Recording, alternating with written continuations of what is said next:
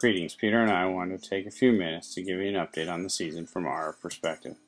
We also wanted to take a few minutes to let you know about some of the things we've seen and how we, both together as parents and coaches, can make this season better for all.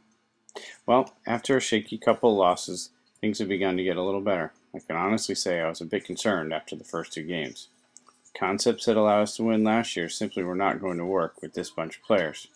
We tried a variety of players in different positions and different sorts of plays for many different kids, and finding a mix that would work seemed pretty elusive. Here's a list of some of the things we considered. We tried our larger kids in defense. We tried our fastest kids in defense. We tried mixing up goalies. We tried our biggest and strongest kid, Vale, at defense, midfield, and attack. We tried countless different attack mixes. We tried midfield lines based on overall skills, different skill mixes, and even the buddy system. We tried subbing with 3 midfield lines and lots of extra defenders, and then 2 midfield lines and no extra defenders.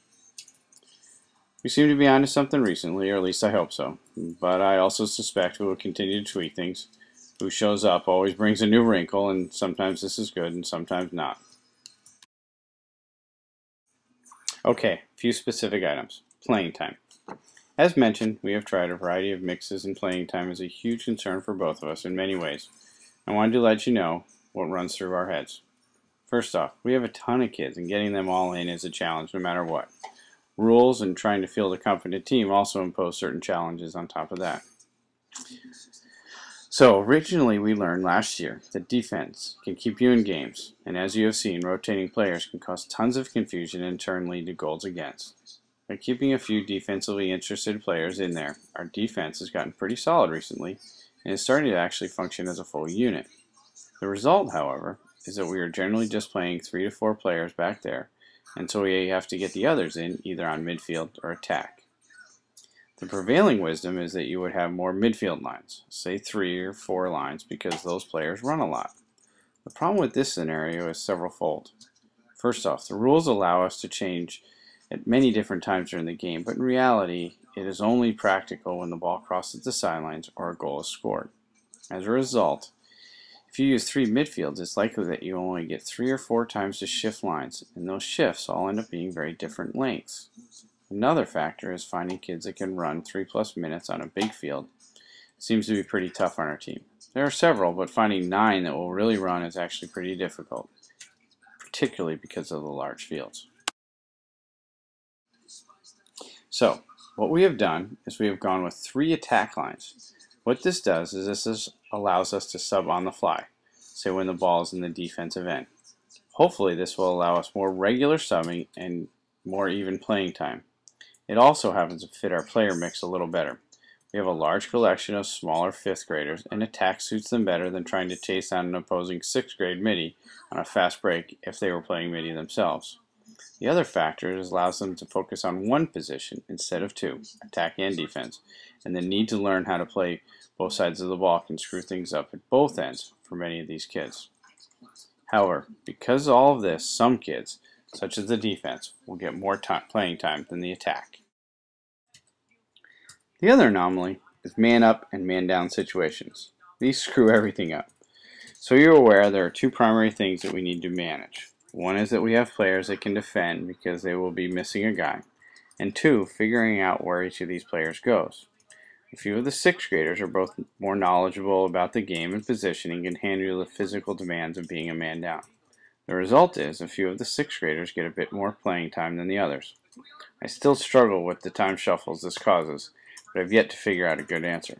So if we have lots of penalties, there'll be all sorts of strange mixes going on. I wish it didn't happen, but if it does, at least you know what's happening.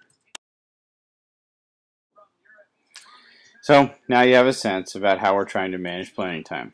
I know many are fine with the playing time, but I suspect a few 5th and 6th graders might on occasion get frustrated. My note to you all, though, is to please let us know if there is something that we do not see. We can get crazy on the sidelines, and we can certainly miss things.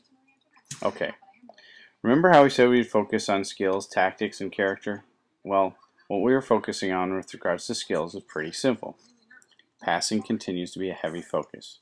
It is amazing how difficult it is to get 5 caught passes in a row for this group, but it continues to get better.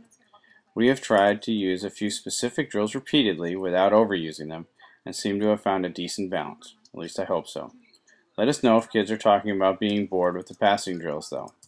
We haven't heard it, but it may exist, and they really do need it. The other primary skill we have been working on has been ground balls, and it has amazed us at how much better we have gotten. We focused on a few simple concepts. Head over the ball, so you're not reaching out to pick the ball up, and using your body to shield yourself from the opponent. This has been fun to see the kids get significantly better in this area.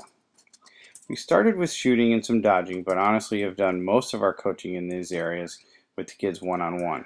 For example, some of the kids have been given very specific one-on-one insights about how to shoot and where to shoot, while others we've focused one-on-one with more passing and some individual skills around that area. On the tactical front, we have changed gears a few times. We have tried a few tactical approaches that included 6 players, the number that are on the field on the attack end at any given time. Some that included 2 players. None seemed to be remotely successful. We finally settled on 2 tactical approaches that consist of doing 2 things. If a player passes the ball, they are supposed to move to the goal. If you didn't pass the ball, but a ball has been passed, you're supposed to move to an open space. We get more specific with individuals, such as setting picks during the time that they're moving, or creating triangles to be passed to. But as a whole, it is simply, if you make a pass, move to an open space. For some, I do not even care where they move. For others, they will make mistakes, and others will be convinced they moved to the perfect spot and didn't get the pass. In all cases, we hope that they learned something from these 2 simple lessons. On the character front, we've spent some time on sportsmanship and proper encouragement of teammates. It seems we had to manage some long-term pre-existing playground dynamics in several different instances. While we've been trying to manage with these individual kids, we continue to stress these areas, and some of the kids not involved have actually grown by seeing the dynamics from outside. We also continue to stress perseverance. This is what was needed with the passing. These kids have to continue to practice and practice. We've also tried to incorporate discipline, or what we call focus, along with perseverance. We put time limits, cones, and other boundaries to keep things contained, to keep kids focused on a specific area. Hopefully this has helped. One of the interesting dynamics this year, however, has been around coachability. In my view, this is not only the desire and willingness to learn, but taking an active role in that learning. Most kids will listen, but do they actually actively try to learn? I know that developmentally 5th graders will show significantly fewer signs of desiring to learn and asking about their particular sports, as it is more about fun. But the 6th grade crowd, while interested in learning, still seems to be shying away from asking questions that will help them learn, and then trying these insights when those are provided. As I said, most kids will listen, but imagine if we can get them to listen and then ask questions about what they heard, or why it didn't work for them when they tried it. In essence, we are trying to foster a truly active curiosity about learning about lacrosse and anything in life. Now, we do have one poster child for this actively curious player, but we will continue to quietly try to foster this one-on-one with as many as possible. That brings up one more item. One-on-one discussions. We believe that some of the most important learning for these kids will happen one-on-one.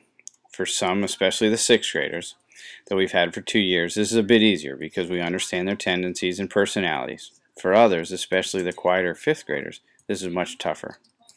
Some of you parents we have spoken with directly and try to better understand your child. We have an outstanding request that if there's something that we can do to help, or that we've missed something, please let us know. The better we understand how your children think and process information, the better chance we have of helping them grow and helping them have fun. Anyway, I hope this was helpful, and if you have any questions, please feel free to ring us or grab us after practices or games. And one more thing, thank you for sharing your kids with us 4 days a week.